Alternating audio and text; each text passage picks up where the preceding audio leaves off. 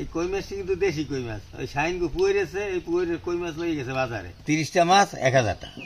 না হ্যাঁ ভালো হইছে। ভালো হইছে না? দাম। তাই গোস্ত হইছে 750 টাকা। তো গোস্ত খাওয়ার যদি মাছ 2 দিন খাইতে পারবো। মাটির উপরে কি দেব গেলে কই? হ্যাঁ? লই যাও।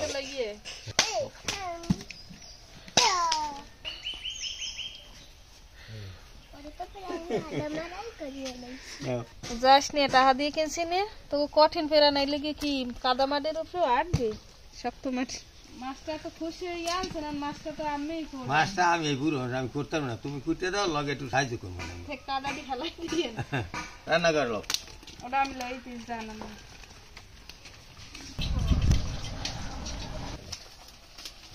বৌমা লবণ মারিয়ে দেবো না আস্তে আস্তে করবো মানে। আচ্ছা তা করো, তাই খাই মেরে দাও। ওটি দিল রে কোট লাহার পর লরে ওই যে লাফায় দেখেন লাফায় কেমনে। ওরে মোর মাছটা ধুয়ে দেন, খালি ক্যামেরা করলেই হইবে না, আমি মশলা গুছিয়েছি। ঠিক আছে, মাছগুলা ক্যামেরাম্যান ধুয়ে দিয়েছে, এখন আমি রান্না করলাম। মাছগুলা একটু হলুদ মরিচ মাখিয়ে নেব, হলুদের গুঁড়া, লবণ,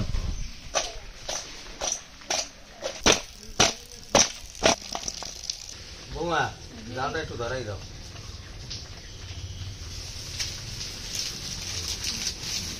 তেল,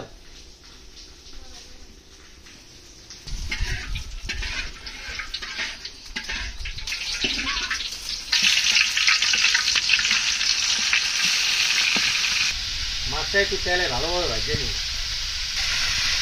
রোজা আছো? এই রোজা আছো? এই রোজা আছো? ইফতারির পর এই কই মাছ ভাজা দিয়ে ভাত খাবো, দেশি কই মাছ, সেই মজা হবে। বুট দিয়ে খেয়ে যাবে না সবাই? হ্যাঁ ওই বুট দুটো দেখছি কি সুন্দর, একটা সকালে ভিজিয়েছি। হ্যাঁ ভালো। মাছটা তেলে ভাজা হয়ে গেছে, এখন উঠেছি। মাছ ভাজা তেল দিয়েই মাছটা রান্না করবো। পেঁয়াজ রসুন বাটা, হলুদ মরিচের গুঁড়া, লবণ, পানি। ঝোলটা উঠলেই এলি মাছগুলো দিয়ে দেবো।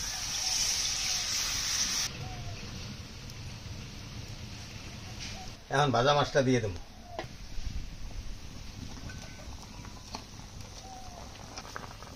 30টা রোজা তো রাখবেনি, ঈদের টাইমে এরকম ওই বেয়ার পুকুরে যা এইরকম কই মাছ পাইবেন, কই মাছ পাইলে এইভাবে রান্না করে খাইবেন।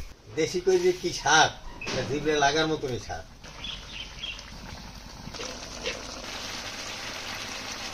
কই মাছ রান্না হয়ে গেছে, এখন উঠে এলাম ইফতারি করিয়া গরম ভাত দিয়ে খাবো। দেখেন কি সুন্দর একটা কালার আছে, কিন্তু এখন তো আর খাওয়া যাবে না, ইফতারি পরে গরম ভাত দিয়ে খামো। নিয়ে যাও, ইফতারি পরে খামো। ঠিক আছে। দর্শক ভালো থাকেন, সুস্থ থাকেন, দেখা হবে নতুন কোনো ভিডিওতে।